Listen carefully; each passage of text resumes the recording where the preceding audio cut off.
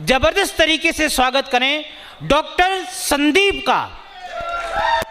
आयुर्वेदा को हम बोल सकते हैं द साइंस ऑफ लाइफ, कि ये जो जीवन की विज्ञान है, और इसकी डेफिनेशन ये कि holistic approach to a human being, कि किसी भी आदमी को उसको ठीक करने की, उसको मेंटली, उसको फिजिकली, उसको और सोशली उसको बैलेंस करने की जो एक विज्ञान है, उसका नाम है आयुर्वेद। काफ़ी लोग ये रहता है कि एलोपैथी है, आयुर्वेद है, तो एक बड़ा कॉमन सा जो डिफरेंस है जो आप लोगों के सामने मैं बताना चाहूँगा कि आयुर्वेदा और मॉडर्न मेडिसिन में क्या डिफरेंस है।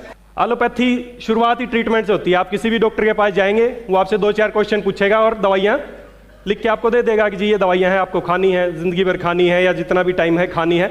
वो शुरुआत करते हैं ट्रीटमेंट से, देन रेजुनेशन, और 3rd नंबर पे प्रिवेंशन आता है उनका, एलोपैथी का। लेकिन आयुर्वेदा आप देखेंगे तो सबसे पहले आयुर्वेदा शुरू करता है प्रिवेंशन, कि बीमारी का रोग, कि बीमारी हो ही ना शरीर में, उस पे आयुर्वेदा सबसे पहले काम करता है।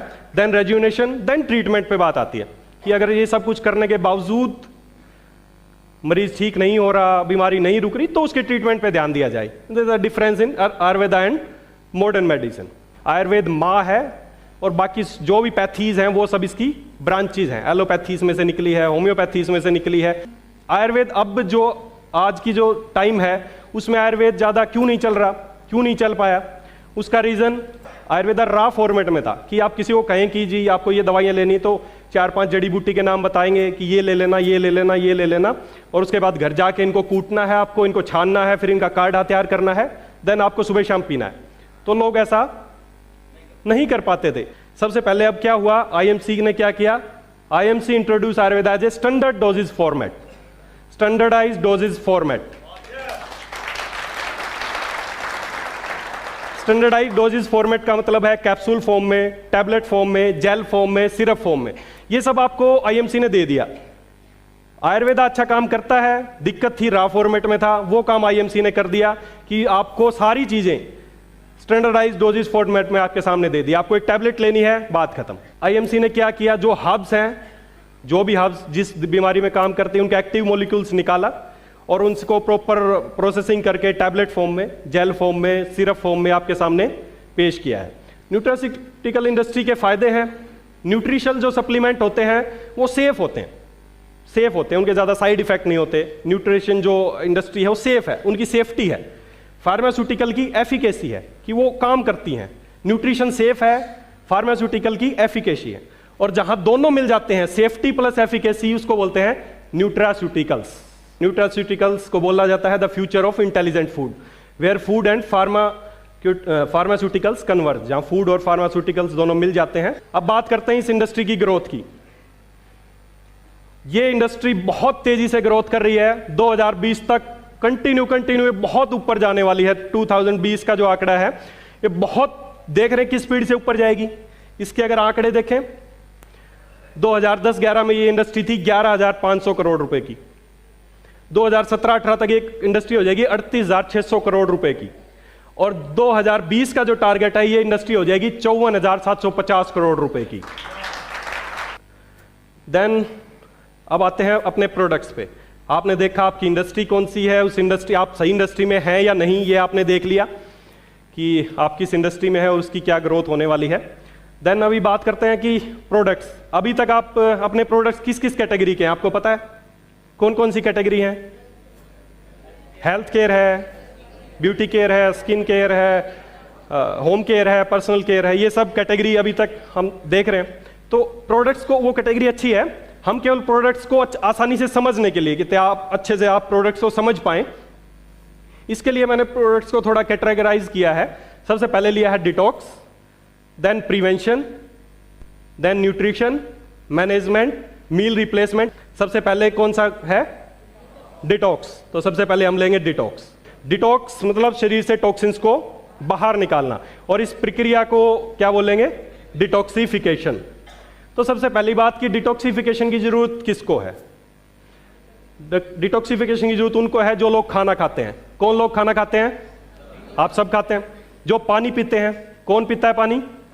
आप सब पीते हैं। जो लोग सांस लेते हैं, कौन लेता है सांस? आप सब लोग सांस लेते हैं। तो डिटॉक्सिफिकेशन की जरूरत सबको है। तो डिटॉक्सिफिकेशन को समझने से पहले आपको समझना पड़ेगा कि टॉक्सिन्स आते कैसे हैं शरीर में और जाते कैसे हैं। तभी आप समझ पाएंगे कि डिटॉक्सिफिकेशन कैसे करना है, कि टॉक्सिन शरीर में घुसते कहाँ से हैं और निकलते कहाँ से हैं, ताकि उन्हीं पे हम काम करेंगे। शरीर में टॉक्सिन्स घुसने के 3 रूट हैं। सबसे पहले लंग्स, जो हम सांस लेते हैं, सांस लेंगे तो टॉक्सिन्स जाएंगे अंदर। हमारे चारों तरफ इतना पोल्यूशन है, इतना सब कुछ है, लोग स्मोकिंग करते हैं, इतने व्हीकल्स हैं, उनका धुआं है, सब कुछ है, ये लंग्स के थ्रू टॉक्सिन्स अंदर गए। दूसरा रूट है स्किन। कुछ भी हम जैसे कल रूबी मैम ने बताया कि बहुत सारे हम स्किन कॉस्मेटिक्स यूज करते हैं, केमिकल्स वाले लाते हैं, उनको स्किन पे यूज करते हैं, उसके थ्रू टॉक्सिन शरीर में जाते हैं। तीसरा रूट है जो हमारा ओरल रूट है, मुंह से लेके खाना, जो भी हम खाना खाते हैं या पानी पीते हैं, वो टॉक्सिन जाने का एक तीसरा रूट है। तो 3 रूट से ही टॉक्सिन हमारे शरीर में जाते हैं, इसके अलावा और कोई रूट नहीं है। होगा क्या, तीनों रूट से टॉक्सिन्स अंदर जाएंगे और सबसे पहले जाएंगे लीवर के पास। लीवर उनको बाहर निकालेगा। भगवान ने अपने आप मैकेनिज्म बना रखा है हमारे शरीर में कि टॉक्सिन्स आएंगे तो अपने आप बाहर निकलेंगे। लीवर उनको निकालेगा और निकलने के 4 रूट हैं, एक चौथा रूट एक्स्ट्रा हो जाता है। निकलने के वही 3 रूट तो वही होंगे। एक तो सांस से निकलेंगे, भाई हमने ऑक्सीजन लिया था, कार्बन डाइऑक्साइड निकाला, टॉक्सिन्स सांस के थ्रू निकल गए बाहर। दूसरा वही कोलोन, मुंह वाला, मल के रास्ते से हमने मल द्वार से टॉक्सिन्स को बाहर निकाला। तीसरा स्किन से पसीना निकला, उसके थ्रू टॉक्सिन्स बाहर निकले। देन एक चौथा रूट और है किडनीज का, पेशाब के रास्ते, यूरिनेशन के थ्रू भी टॉक्सिन्स बाहर निकलते हैं। लेकिन जब टॉक्सिन्स एक्सेस हो जाते हैं, बहुत ज़्यादा टॉक्सिन्स हो जाते हैं, तो लीवर उनको सारा बाहर नहीं निकाल पाता और एक्सेसिव टॉक्सिन्स डिपॉजिट हो जाते हैं हमारी सेल्स में। वो ज्वाइंट में जाएंगे, वो ब्लड में जाएंगे, वो ब्रेन में जाएंगे, वो फैट सेल्स में जाएंगे, जहाँ भी जाएंगे वहीं की बीमारियाँ पैदा होती जाएंगी। डिटॉक्सिफिकेशन करने के लिए हमारे पास कौन कौन से प्रोडक्ट हैं आईएमसी के? Aloe vera, detox foot patch, fresh morning, यूरिनोम सिरप, लीव के टैबलेट एंड सिरप। सबसे पहले हम आते हैं एलोवेरा पे।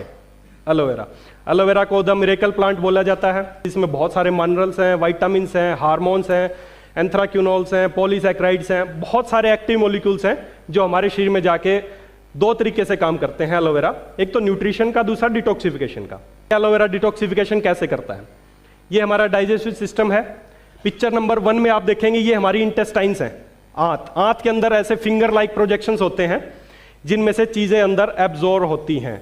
चाहे हम खाना खाएं, चाहे कोई दवाई लें, चाहे कुछ भी लें, वो इन्हीं से अंदर जाके शरीर में काम करेगी। ये फिंगर लाइक प्रोजेक्शंस हैं। उसमें क्या हो रहा है, धीरे धीरे पिक्चर नंबर 2 में आप देखेंगे कि काले काले रंग के जो हैं ये हैं टॉक्सिन्स।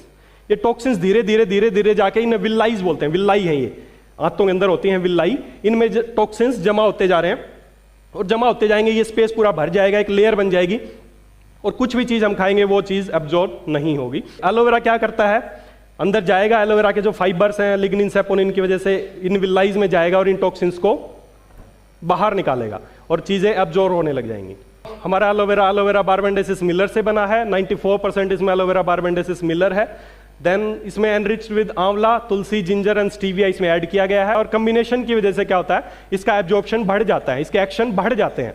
आयुर्वेद की कोई भी मेडिसिन है वो कॉम्बिनेशन में ज़्यादा काम करती है बजाय कि सिंगल हर्ब के। रही बात डोजिंग की, डोजिंग का ये कर सकते हैं, मैं जो रिकमेंड करता हूँ, मैं अपने हॉस्पिटल में अपने पेशेंट्स पे जो रिकमेंड करता हूँ, मेरे को जो लगा कि नाइट टाइम में देने से इसके ज़्यादा बेटर रिजल्ट मिलते हैं। 60 ml अडल्ट डोज बता रहा हूँ मैं, बाई एज कम ज़्यादा कर सकते हैं हम। अडल्ट डोज 60 ml रात को सोते वक्त गर्म पानी के साथ अगर आप दें तो रिजल्ट ज़्यादा मिलते हैं बजाय कि 2 डिवाइडेड डोजेज के।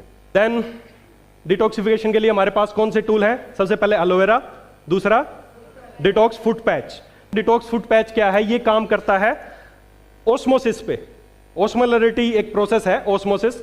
जैसे पौधे में हम पानी डालते हैं, पानी ऊपर तक पहुंच जाता है, उसकी आखिरी पत्ती तक, उसके ऊपर डाली तक पानी पहुंच जाता है नहीं, वो छोटी छोटी कैपिलरीज होती हैं, उनसे पानी नीचे डालते हैं, ओस्मोसिस से वो पानी ऊपर पहुंच जाता है। वही प्रिंसिपल है डिटॉक्स फुट पैच का काम करने का। ओस्मोलरिटी बेस पे काम करता है। हमारा पैर है जो, वो हाईली पोरस है, बहुत सारे पोर्स हैं वहाँ से बहुत सारा आप देखेंगे पसीना या टॉक्सिन निकलने का सबसे अच्छा स्पेस है वो स्किन का। तो डिटॉक्स फुट पैच अगर वहाँ पे लगाएंगे तो ये टॉक्सिन्स को वहाँ से इजीली खींच पाएगा ओस्मोलरिटी प्रिंसिपल पे। तो पैर का जो ये एरिया है जहाँ पे ये चिपका जाता है, वहाँ पे gall bladder, liver, pancreas and kidney के पॉइंट्स बहुत ज़्यादा हैं। तो अगर डिटॉक्स फुट पैच लगाएंगे तो आप ये सारे ऑर्गन्स को आप एक्टिवेट कर रहे हैं, उनको रिफ्लेक्सिलोजी से उनको आप सेंसेशन देके इन ऑर्गन्स को आप बढ़ा रहे हैं, उनके एक्शन को बढ़ा रहे हैं। तो ये ऑर्गन एक्टिवेट होंगे, डिटॉक्सिफिकेशन और ज़्यादा होगा। एक पिक्चर आपको दिखाता हूँ। ये एक पिक्चर है, इस आदमी का नाम है KG के पिल्लई। उम्र इनकी 61 साल। ये एक आदमी है चेन्नई के, जैसे मैंने बताया, केजी के पिल्लई। इनको डायबिटीज़ थी, डायबिटीज़ की वजह से इनका लीवर खराब हो गया, और लीवर खराब हो गया तो इनको एक लीवर ट्रांसप्लांट किया गया। लीवर ट्रांसप्लांट किया गया एक आदमी का जिसकी उम्र थी 21 साल। उसके जो बाल सफ़ेद हो गए थे, बाल दोबारा से काले हो गए, उसकी मूछें दोबारा से आ गई, काली मूछें आ गई और बिल्कुल जवान हो गया लीवर ट्रांसप्लांट करने से। तो इससे ये पता चला लीवर कितना इंपॉर्टेंट ऑर्गन है हमारे लिए। वो किस लिए कि शुरू में मैंने आपको बताया था डिटॉक्सिफिकेशन की जो थी। टॉक्सिफिकेशन क्या होता है? टॉक्सिन्स कहाँ से आते हैं? लीवर के पास जाते हैं, देन बाहर निकलते हैं। तो अगर लीवर स्ट्रोंग होगा तो टॉक्सिन्स को ज़्यादा से ज़्यादा बाहर निकाल देगा, ज़्यादा से ज़्यादा टॉक्सिन्स को बाहर निकालेगा। टॉक्सिन शरीर में नहीं रुक पाएंगे तो बीमारियां नहीं होंगी, आदमी जल्दी बूढ़ा नहीं होगा, जवान रहेगा। आप लोग होना चाहते हैं जवान? तो लीवर ट्रांसप्लांट करवाना पड़ेगा। जरूरत नहीं है, क्योंकि सर ने हमारे लिए ट्रांसप्लांट के बजाय लीव के टैबलेट एंड सिरप पेश किए हैं। इनको आप रेगुलर यूज करके वैसे ही जवान हो सकते हैं। ये था डिटॉक्सिफिकेशन। इसमें हमने क्या क्या देखा, कौन कौन से प्रोडक्ट थे? Aloe vera, detox foot patch, leave के टैबलेट एंड सिरप, इसका हमने बताया। इसके अलावा कौन सा रह गया? Fresh morning. फ्रेश मॉर्निंग भी डिटॉक्सिफिकेशन के लिए आप यूज कर सकते हैं। रात को सोते वक्त 2 गोली गुनगुने पानी के साथ आप लोगों को दें तो उससे भी उनके टॉक्सिन्स निकलेंगे, उनकी कंस्टिपेशन दूर होगी। उसके अलावा यूरिनोम सिरप है, जैसे बताया कि किडनीज के थ्रू भी टॉक्सिन्स निकलते हैं। तो जिन लोगों को यूटीआई रहता है, इन्फेक्शन रहता है बार बार, उनको आप यूरिनोम सिरप दें। देन प्रोडक्ट कैटेगरी पे आते हैं। दूसरी कैटेगरी क्या थी? प्रिवेंशन। डिटॉक्स हमने देखा। दूसरा प्रिवेंशन, जैसे आप देखते हैं कि लोहा कोई बाहर पड़ा है, कुछ दिनों बाद जंग के कैसा हो जाता है, ये देखा ना, सेब जैसे कट जाता है, थोड़ी देर बाद व्हाइट से बिल्कुल ब्राउन हो जाता है। इस प्रोसेस को बोलते हैं ऑक्सीडेशन, मतलब जंग लगना। जंग, जो जंग लगता है उसको बोलते हैं ऑक्सीडेशन। कोई भी चीज, चाहे वो सजीव चीज है चाहे निर्जीव चीज है, अगर वो ऑक्सीजन के संपर्क में आएगी तो उसका ऑक्सीडेशन होगा। तो ऐसे ही हमारे शरीर में भी ऑक्सीडेशन होता है, और उस ऑक्सीडेशन को बोलते हैं ऑक्सीडेटिव स्ट्रेस। उस कंडीशन को नाम दिया जाता है ऑक्सीडेटिव स्ट्रेस।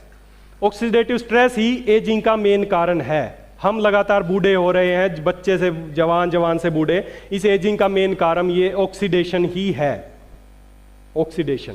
आपके दिमाग में कोई भी बीमारी का नाम आए, कोई भी, आज की डेट में कोई भी बीमारी, आप कुछ भी बीमारी दिमाग में सोचें, जोड़ों का दर्द, हार्ट की बीमारी, ब्रेन की बीमारी, सर्वाइकल, जो भी बीमारी आपके दिमाग में है, उन सब का मेन कारण ये ऑक्सीडेटिव स्ट्रेस ही है। ये फ्री रेडिकल्स ही हैं। ये जिस ऑर्गन पे जाएंगे, जिस ऑर्गन को अटैक करेंगे, वहीं पे बीमारियां होती जाएंगी। अगर वो ब्रेन में जाएंगे तो अल्जाइमर डिजीज है, या और ब्रेन की जो भी बीमारी है। हार्ट में जाएंगे तो हार्ट अटैक है, किडनी में जाएंगे तो किडनी की बीमारियां, स्किन में जाएंगे तो स्किन की बीमारियां, ज्वाइंट्स में जाएंगे ज्वाइंट्स की बीमारियां।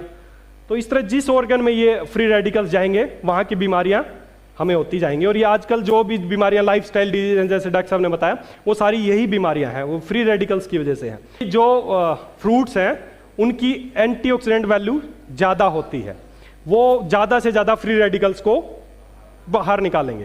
तो उसको बोलते हैं ORAC value, oxygen radical absorbance capacity. हर प्रोडक्ट की उसकी ओरेक वैल्यू कितनी है, इस पे डिपेंड करेगा कि वो कितना अच्छा एंटीऑक्सीडेंट है। अपनी कंपनी का एक प्रोडक्ट है जिसका नाम है हिमालयन बेरी। बादाम की ओरेक वैल्यू है 4454। तो कुछ आइडिया कि हिमालयन बेरी की कितनी होगी?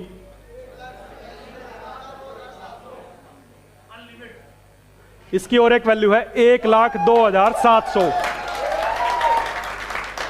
1,02,700। आप कंपैरिजन सोचे, कहां है कंपैरिजन?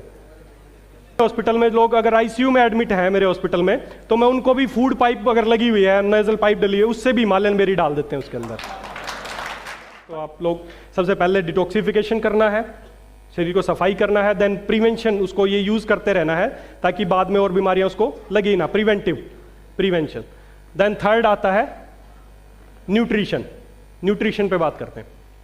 एक होता है nutritional gap, what we should eat, हमें क्या खाना चाहिए, व्हाट वी एक्चुअली ईट, और हम क्या खा रहे हैं। तो एक तो ये कि हमें क्या खाना चाहिए और एक क्या खा रहे हैं, इसके बीच एक गैप बन गया।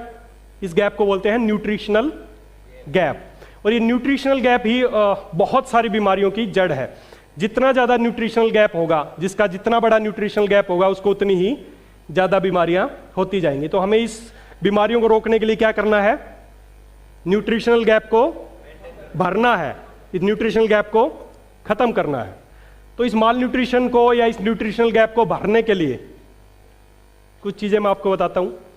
अभी तक वर्ल्ड में 5 सुपर फूड माने गए हैं। सबसे पहला है स्प्रुलिना, दूसरा है व्हीट ग्रास, तीसरा है मोरिंगा, चौथा है अल्फा अल्फा और पांचवा है बार्ले। ये 5 ग्रीन सुपर फूड माने गए हैं। तो इसमें से स्प्रुलिना हमारे पास है, स्प्रुलिना टैबलेट, व्हीट ग्रास हमारे पास है, व्हीट गोल्ड, मोरिंगा है हमारे पास, 3 सुपर फूड हमारे पास है, 2 सुपर फूड है अल्फा अल्फा एंड बार्ले। तो सर ने क्या किया, मोरिंगा के साथ ही अल्फा अल्फा एंड बार्ले को मिला दिया और उसका नाम रख दिया, उसका नाम रख दिया सुपर नरिश मोरिंगा। तो हमारे पास 5 सुपर फूड है, आपकी कंपनी के पास 5 सुपर फूड। तो मोरिंगा की बात करें, थोड़ी सी न्यूट्रिशन वैल्यू की, दूध से 17 गुना ज्यादा इसमें कैल्शियम होता है मोरिंगा में, ऑरेंज से 0.5 टाइम्स ज्यादा विटामिन सी होता है, गाजर में विटामिन ए सबसे ज्यादा होता है लेकिन उससे भी 10 गुना ज्यादा इसमें विटामिन ए होता है, केले में पोटाशियम बहुत ज्यादा होता है लेकिन इसमें केले से 15 गुना ज्यादा पोटाशियम होता है, आयरन पालक में सबसे ज्यादा होता है लेकिन इसमें उससे 25 गुना ज्यादा आयरन होता है, और योगर्ट में प्रोटीन सबसे ज्यादा होता है, इसमें उससे 9 गुना ज्यादा प्रोटीन होता है, इसलिए इसको नाम दिया गया है सुपर फूड। तो why IMC super nourish moringa, उसको ही क्यों यूज करें? क्योंकि उसमें मोरिंगा के साथ साथ अल्फा अल्फा एंड बार्ले ऐड किया गया है। तो आपको मोरिंगा के साथ साथ 2 सुपर फूड फ्री गिफ्ट मिल रहे हैं, अल्फा अल्फा and barley. Then next super food spirulina. Spirulina जो है ये एक तरह की काई होती है जो समुद्र में मिलती है, और ये जब धरती पे जीव की उत्पत्ति हुई 3.5 अरब साल पहले लगभग, तो फोटोसिंथेसिस से उत्पन्न होने वाली सबसे पहली चीज धरती पे स्प्रुलिना ही थी। स्प्रुलिना इस धरती पे उत्पन्न होने वाली सबसे पहली फोटोसिंथेसिस से जो चीज उत्पन्न हुई वो स्प्रुलिना ही थी। इसी को खा के उस समय के जो जीव जंतु थे वो जिंदा रहे, वो हेल्दी रहे। तो स्प्रुलिना एक काई है और इसी काई का ड्राई पाउडर हमारे सामने ड्राई पाउडर करके और इसकी एक टैबलेट फॉर्म में हमारे सामने पेश किया है जिसका नाम है अलोए स्प्रुलिना टैबलेट। इसकी आप एक टैबलेट सुबह शाम लेंगे तो आपको न्यूट्रिशनल गैप भर पाएंगे, आप में कोई न्यूट्रिशन की कमी नहीं रहेगी, आप बीमारियों से बचे रहेंगे। देन व्हीट गोल्ड, ये व्हीट ग्रास जो सुपर फूड है और उसको टैबलेट फॉर्म में हमारे सामने पेश किया है व्हीट गोल्ड के नाम से। तो इसके भी बहुत सारे यूजेस हैं। इसमें क्लोरोफिल सबसे ज्यादा होता है, जैसे डॉक्टर साहब ने बताया था। क्लोरोफिल को ग्रीन ब्लड भी बोलते हैं, हरा खून। इसका जो मोलिकुलर स्ट्रक्चर है वो इक्वलेंट टू हमारे ब्लड के काफी मैच करता है, तो ये अब्जॉर्ब बहुत जल्दी होता है ब्लड में। तो आपको जो भी ब्लड से रिलेटेड प्रॉब्लम्स हैं, चाहे आपको कैंसर है, चाहे आपको स्किन प्रॉब्लम है, या कोई भी ब्लड से रिलेटेड कोई भी प्रॉब्लम है, तो उसमें सबसे ज्यादा काम करेगी व्हीट गोल्ड टैबलेट्स। इसके अलावा इसमें विटामिन सी, ई, के बहुत ज्यादा होता है, इसमें भी अमीनो एसिड्स बहुत ज्यादा होते हैं। अगर आप 2 औंस थोड़ा सा होता है, 2 औंस अगर आप व्हीट ग्रास का जूस लें तो वो इक्विवेलेंट है 4 पाउंड ग्रीन वेजिटेबल्स के बराबर। 4 किलो सब्जियां अगर आप खाएंगे और 2 औंस केवल व्हीट ग्रास लेंगे तो बराबर इक्विवेलेंट रिजल्ट है उसका। अपना एक और नया प्रोडक्ट देखते हैं, काउ यूरिन, हर्बल गौमूत्र, और साथ में उसमें क्या डाला गया है, इलायची एंड तुलसी उसमें एनरिच की गई है। गौमूत्र को समझने के लिए सबसे पहले समझे, जैसे मैंने पहले बताया कि एक तो प्रोसेस है कि ऑक्सीडेशन होता है, इसलिए हम बूढ़े होते हैं। दूसरा एक चीज और है कि हम डेली यूरिन पास करते हैं, यूरिनेशन कर रहे हैं, तो उसमें बहुत सारे न्यूट्रिएंट्स भी निकल रहे हैं हमारे शरीर से, बहुत सारे माइक्रो न्यूट्रिएंट्स हैं जो शरीर से निकल जाते हैं, बहुत सारे गोल्ड साल्ट्स हैं, बहुत सारी चीजें हैं जो हमारे यूरिन से डेली निकलते रहते हैं, और यही हमारी एजिंग का एक कारण है। तो उसका एक सबसे बढ़िया उपाय है उन माइक्रो न्यूट्रिएंट्स को वापस लेने के लिए गौमूत्र। गौमूत्र में वो सारे माइक्रो न्यूट्रिएंट्स हैं, वो सारे गोल्ड पार्टिकल्स हैं, वो सारे उसमें जरूरी चीजें हैं जो हमारे शरीर से डेली निकल रही हैं, तो उन सबको वापस लेने के लिए हम क्या यूज करें, गौमूत्र। बहुत काम है गौमूत्र के। गौमूत्र can help fight dengue. Kidney failure में गौमूत्र बहुत अच्छा काम करता है, किडनी फेल्योर में आप इसको यूज कर सकते हैं, डेंगू में यूज कर सकते हैं। देन अगला प्रोडक्ट है प्रोटीन। प्रोटीन पे बात करते हैं। प्रोटीन के फायदे क्या हैं? वेट लॉस में इसको यूज़ कर सकते हैं प्रोटीन को। वेट लॉस के लिए प्रोटीवोन, पावर गोल्ड नहीं लेना है। स्पेशली जो वेट लॉस करना चाहते हैं वो प्रोटीवोन लें, शुगर फ्री है, वो वेट लॉस में अच्छा काम करेगा। इंस्टेंट एनर्जी देता है, मेटाबॉलिज्म बढ़ाता है, गुड न्यूट्रिशन सप्लीमेंट है। ये तो प्रोटीन के फायदे। लेकिन बाजार में प्रोटीन उपलब्ध है दो तरह के, एक होता है वे प्रोटीन, एक है प्लांट बेस्ड प्रोटीन। बाजार में जो भी प्रोटीन अवेलेबल है, मोस्टली 99% जो प्रोटीन अवेलेबल है वो वे प्रोटीन है। वे प्रोटीन और इसका अगर कंपैरिजन देखें तो वे प्रोटीन डाइजेस्ट करने में बहुत हार्ड है, मुश्किल से डाइजेस्ट होता है। ये इजीली डाइजेस्ट होता है। जो प्लांट बेस्ड प्रोटीन है उसमें बहुत सारे एलर्जेंस होते हैं, इसमें कोई एलर्जेंस नहीं होते। ब्लोटिंग करता है और एसिड फॉर्मिंग बहुत ज़्यादा हमारे शरीर में एसिडिटी बढ़ाता है वे प्रोटीन। और जो प्लांट बेस्ड प्रोटीन है उनमें इस तरह का कुछ नहीं होता। जो प्लांट बेस्ड प्रोटीन है वो इजीली डाइजेस्ट होते हैं, कोई साइड इफेक्ट नहीं है, उनसे किसी तरह का कोई कैंसर होने का खतरा नहीं है, उनसे किसी तरह की शुगर की दिक्कत नहीं है, वो किसी तरह से हार्ट को खराब नहीं करते। तो हमें कौन से प्रोटीन यूज करने हैं? प्लांट बेस्ड प्रोटीन यूज करने हैं। और आईएमसी ने हमें दिए हैं पावर गोल्ड एंड प्रोटीवोन। दीज आर सोया प्रोटीन्स हैं। और इसके अलावा इसमें बहुत सारी चीज़ें डाली गई हैं, इसमें बादाम भी डाला गया है, इसमें अश्वगंधा भी डाला गया है, इसमें ब्राह्मी भी डाला गया है। और ये प्लांट बेस्ड प्रोटीन है। मील रिप्लेसमेंट, आयुर्वेद में सबसे पहले यही कहा गया है, if diet is wrong medicine is of no use. अगर आपकी डाइट ही गलत है तो दवाई कोई काम नहीं करेगी। If diet is correct medicine is of no need. अगर आपकी डाइट ठीक है तो दवाई की जरूरत ही नहीं है। तो सब कुछ डाइट पे डिपेंड है। तो आपको डाइट पे ध्यान देना है। और मील रिप्लेसमेंट में बस इतना ही है कि अपनी कंपनी में बहुत सारे खाने के आइटम हैं, बिस्किट है, बहुत तरह के सूप हैं, बहुत तरह के जूसेस हैं। और अब तो एक बहुत बेहतरीन प्रोडक्ट जो आ गया है वो है मल्टीग्रेन आटा। आप मल्टीग्रेन आटा घर में यूज़ करें। 1 किलो की पैकिंग है, इसको 10 किलो नॉर्मल कोई भी घर में आपके आटा है उसमें आप इसको मिक्स करें और 11 किलो मल्टीग्रेन आटा आपका तैयार हो गया। तो ये आप यूज़ कर सकते हैं। बहुत मिक्स फ्रूट जूस है, बहुत सारे सूप हैं, शेक हैं, ये सारे मील रिप्लेसमेंट में आएंगे। आपको अपने खाने पीने की चीज़ें बदलनी है पहले घर से, दवाइयाँ बाद में आएंगी, पहले आपको मील ये रिप्लेस करना है सारी चीज़ें। जिन लोगों को कंस्टिपेशन की दिक्कत है, जिनको शुगर की दिक्कत है, आप खाली ये खाने पीने की चीज़ें चेंज करा दें, उसी से बीमारियाँ ठीक हो जाएंगी घर में। इसके अलावा जूसेस, आप कोई भी बाजार से जूसेस ना लाएं। अपने जो जूसेस है, मिक्स फ्रूट जूस है, मिक्स वेजिटेबल जूस है, शुगर केन जूस है, ये यूज़ करें। गोलगप्पे खाने का, पानी पूरी खाने का मन है तो पानी पूरी मसाला पानी पूरी है हमारे पास। गन्ने का जूस पीना है, शुगर केन रस है हमारे पास। फलूदा खानी, फलूदा हमारे पास। शेक पीना है, शेक। यही तो खाने जाते हैं हम बाहर, तो क्यों जाएं अब बाहर? हमारे पास सब कुछ है। तो सबसे पहले हमारे घर से मील रिप्लेस करें। देन मैनेजमेंट में आता है कि किस बीमारी में क्या दें। ये मैनेजमेंट में आता है कि पर्टिकुलर, चलो इतना सब कुछ हमने किया, हमने डिटॉक्सिफिकेशन भी किया, प्रिवेंशन भी किया, लेकिन फिर भी लोग बीमार हो गए। तो बीमार होने के बाद किस बीमारी में हम क्या दें उनको, तो वो मैनेजमेंट आता है। एक चीज़ बहुत बड़ी है कि अगर आप पढ़ ही सकते हैं, faith in medicine make it effective. अगर आपको अपनी दवाई पे विश्वास है तो काम करेगी, अदरवाइज काम नहीं करेगी। हम चाहे कितने अच्छे इंग्रेडिएंट इसमें डाल दें, तो आपको अपनी दवाई पे विश्वास करना है कि मेरी दवाई ठीक करेगी, और आप कर सकते हैं। मैंने खुद अपने हॉस्पिटल में कैंसर, खांसी, जुकाम, हर तरह के पेशेंट ठीक किए हैं। ये तो एक जर्नल प्रेजेंटेशन थी जो अभी तक कि काफ़ी प्रोडक्ट्स हम इसमें कवर कर पाए, और हो सकता है, मेरी आशा है, उम्मीद है कि आप लोगों को कुछ समझ में आया होगा उन प्रोडक्ट्स के बारे में।